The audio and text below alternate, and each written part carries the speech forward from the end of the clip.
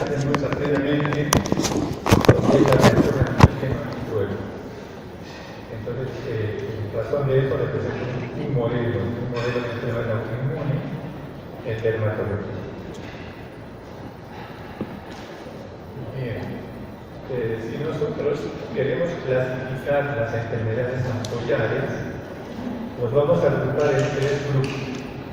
El primer grupo son enfermedades ampollares hereditarias, o sea, son enfermedades que se caracterizan por tener vesículos o ampollas, pero esta condición viene desde el nacimiento, o las alteraciones genéticas, una cohesión generalmente dermotidérmica. El segundo grupo está constituido por las enfermedades llamadas inmunoampollares. Las inmunoampollares, que son varias, dentro de ellas, como señalé al principio, destaca el péndigo. Entonces, hay un tercer grupo de enfermedades que son una miscelánea de enfermedades de la piel que se caracterizan por tener vesículos de ampollas en su semiología. Entonces, ¿por qué se caracterizan las enfermedades vesículo-ampollares? Porque la lesión elemental es una vesícula o una ampolla. Saben bien que diferenciar vesículas de ampolla es solamente el diámetro. Las vesículas miden menos de 1 centímetro y las ampollas iguales o mayores a 1 centímetro. Se pueden reconocer semiológicamente, podemos reconocer vesículas de ampolla. Además, podemos establecer cómo está más o menos formada la ampolla. Cuando decimos esto nos referimos al nivel de vesiculación. Por eso, semiológicamente podemos reconocer dos grandes grupos: las enfermedades vesicoampollares de localización intraepidérmica y aquellas que son de localización subepidérmica. ¿Cómo se diferencian? Las intraepidérmicas se rompen fácilmente, duran pocos días. En cambio, las subepidérmicas duran varios días, se rompen con dificultad. Entonces, semiológicamente podemos establecer la diferencia. Mejor me pasa la conclusión. Ya, que sí. Pero miren, ahí hay una imagen de un corte de la piel para que ustedes vean lesiones intraepidermales, en el espesor, y por debajo de la epidermis tenemos las subepidermales. Entonces, hay un correlato clínico patológico. Lo que uno ve clínicamente también está establecido histológicamente. La siguiente. Bien, entonces a esta clasificación me refería al principio. Tres grandes grupos: enfermedades hereditarias, enfermedades autoinmunes o inmunoampollares, y enfermedades de un grupo de misceláneos. En el primer grupo destacan las epidermolisis bulosas hereditarias. En el segundo grupo destaca el péndigo, el testigoide, el dermatitis cerviforme, entre las más importantes. El tercer grupo es un grupo misceláneo. Muchas enfermedades se caracterizan porque en algún momento de su evolución o una forma clínica de la misma presenta vesículas y ampollas. Por ejemplo, el herpes simple, el persona, enfermedades metabólicas como la porfiria cutánea o la dermatitis aguda, generalmente, puede ser dermatitis de contacto o dermatitis de cualquier otro origen, en su fase aguda pueden presentar vesículas y ampollas. La siguiente. Bien. ¿Qué cosa es el péndigo? El péndigo, en realidad hay varios péndigos, no hay un solo péndigo. Entonces son un grupo de enfermedades autoinmunes que se caracterizan por la formación de vesículas y de ampollas debido a un mecanismo interesante. Sabemos bien que los queratinocitos se unen unos con otros a través del desmosoma. El desmosoma es una estructura glicoproteica que permite la cohesión de los queratinocitos. Están bien unidos a nivel desmosomal. Este desmosoma está Entonces, hay diferentes glicoproteínas que se llaman desmogleínas. Estas desmogleínas son blanco de autoinmunidad. Entonces, los anticuerpos están dirigidos contra algún componente de la desmogleína. Y en eso radica la fisiopatología de estas enfermedades. ¿Por qué se forman? No se conoce. ¿Por qué se forman enfermedades autoinmunes? Se especulan varias teorías, pero en el científico no está bien establecido la causa. Se entiende qué sucede, pero no se sabe la causa. Entonces, recordar que el mecanismo básico de la formación de las vesículas y ampollas en el fémbrico es la interacción antígeno-anticuerpo. La siguiente. Bien. Como habíamos dicho al principio, las lesiones vesicoampollares que se ubican en la epidermis, o sea, intraepidérmico, se rompen fácilmente. A veces uno también puede reproducir la ampolla frotando la piel del paciente con fémbrico. Ese signo se llama signo de Nikolsky. Uno frota y frota la ampolla. O también puede terminar de romper una ampolla ya formada. Ambos se llaman signo de Nikolsky. Miren, no solo la piel está afectada en el fémbrico. En algunas formas de fémbrico también las mucosas. Y la más comúnmente afectada es la mucosa oral. Acá vemos una zona de piel dedulada, o sea, no hay epidermis, se ha roto. El compromiso de la mucosa oral. Hay dos tipos de fémbrico que se caracterizan porque además de la piel pueden afectar principalmente la mucosa oral. Puede ser también la nasal, la conjuntival o cualquier otra mucosa. Pero la más importante o la más frecuente es la de la mucosa oral. Y ocurre fundamentalmente en el llamado fémbrico vulgar y en un fémbrico denominado fémbrico paraneoplasma. La siguiente. Bien, este es un ejemplo para que vean cómo son las enfermedades vesicoampollares subepidermales. Este es un ejemplo del pemphigoide. El pemphigoide es el representante más importante de las ampollas subepidérmicas, la enfermedad que se caracteriza por tener ampollas subepidermales.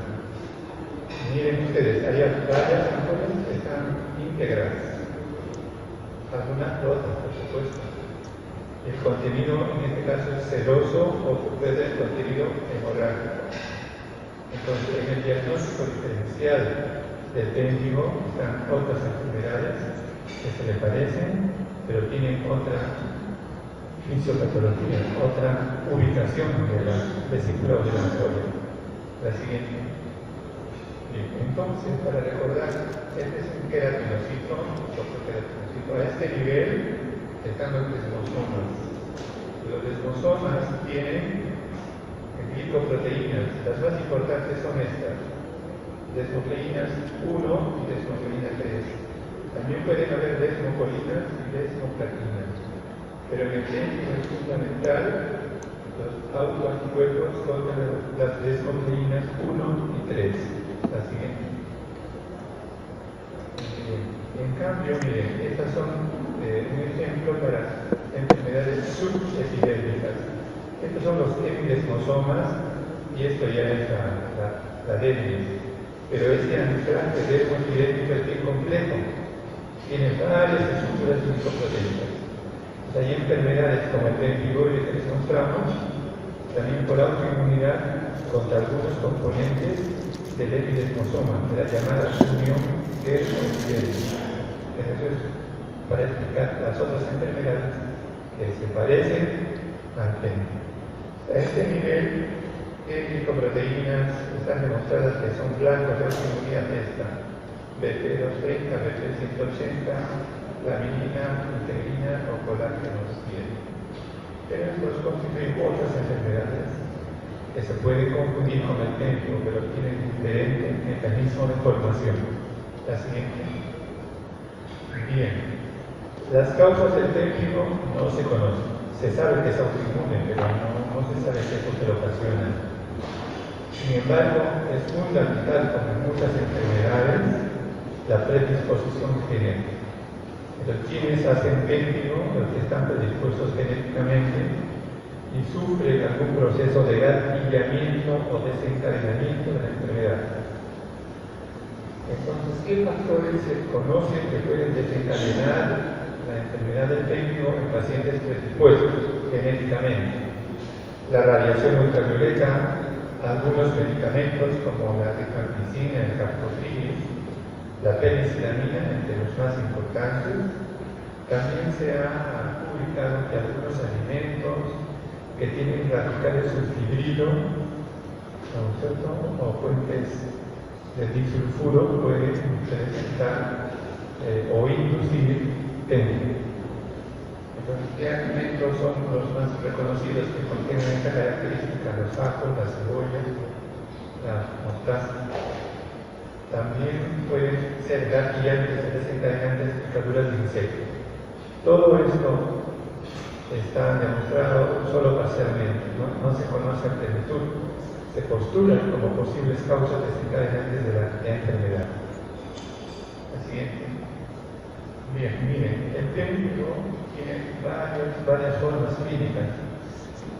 Les he puesto ahí tres de los más importantes: el péntigo foliáceo, el péntigo vulgar, el péntigo paraneoplasma. Hay otros péntigos también. La siguiente. Miren, si uno ve a un paciente con péntigo foliáceo, no podría pensar que tiene vesículas con folia. Lo que pasa es que el nivel de vesiculación es muy superficial. Es a nivel del estrato córneo o granuloso. Entonces, las ampollas que se forman no destacan por su volumen. La siguiente. Vean ustedes esta es la epidermis. ¿Dónde se ha formado la vesícula? A nivel del estrato granuloso o debajo del estrato córneo. Péntigo foliáceo.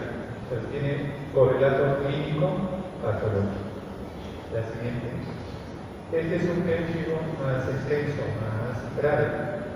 La vesícula o la ampolla se forma por encima de la primera capa de queratinocitos.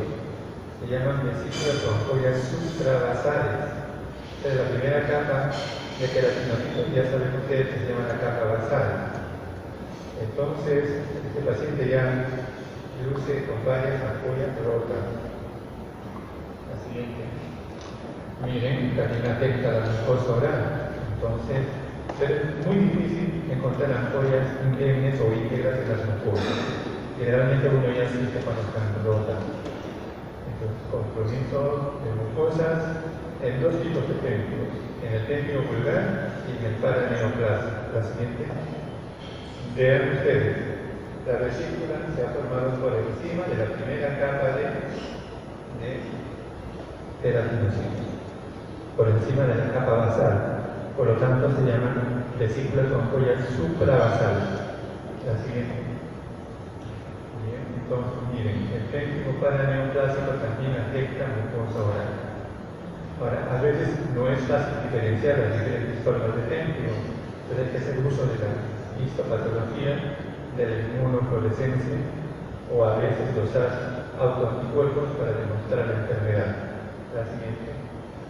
Este, por ejemplo, es un ejemplo de la biopsia de un péntigo paraneoplasma, porque se caracteriza por un gran infiltrante inflamatorio.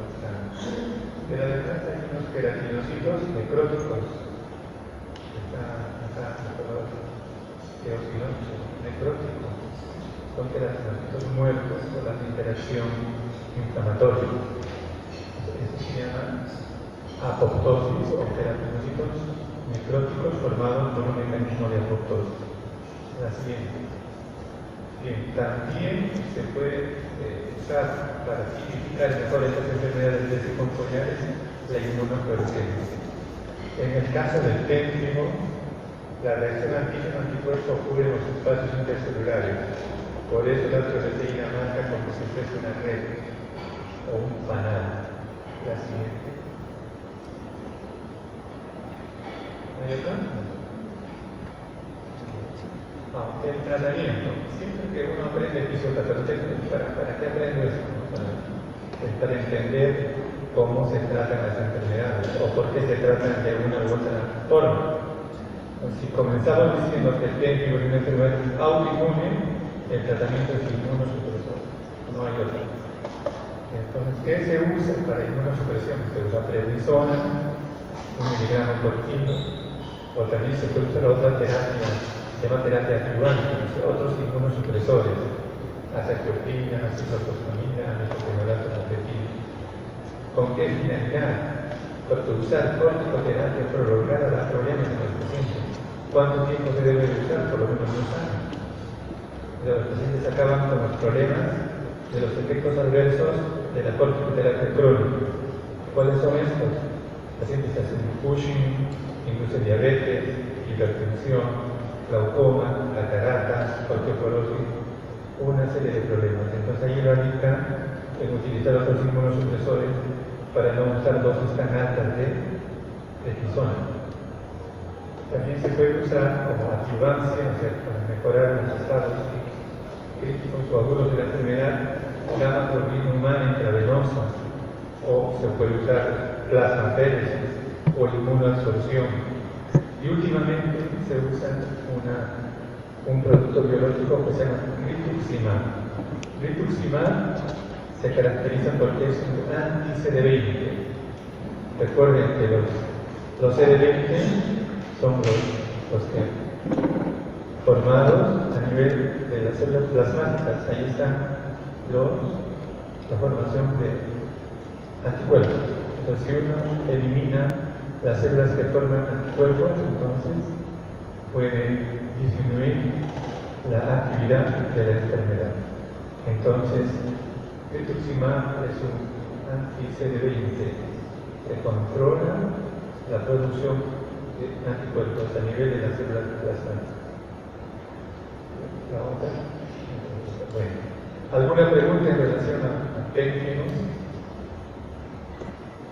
¿Ninguna? Entonces, no olvidar, es una enfermedad autoinmune. Acá se demuestra plenamente reacción antígeno-anticuerpo. Y el tratamiento es inmunosupresión.